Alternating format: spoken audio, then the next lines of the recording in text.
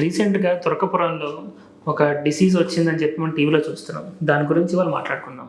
మిలియార్డోసిస్. అది ఎలా వస్తుంది అంటే మనకి contaminated water, contaminated food, contaminated గాలి వల్ల వస్తది. సో దీని నుంచి మనం ఎలా ప్రొటెక్ట్ చేసుకోవాలి అంటే చెప్పులేసుకొని వెళ్ళడం, షూస్ ఏసుకొని వెళ్ళడం.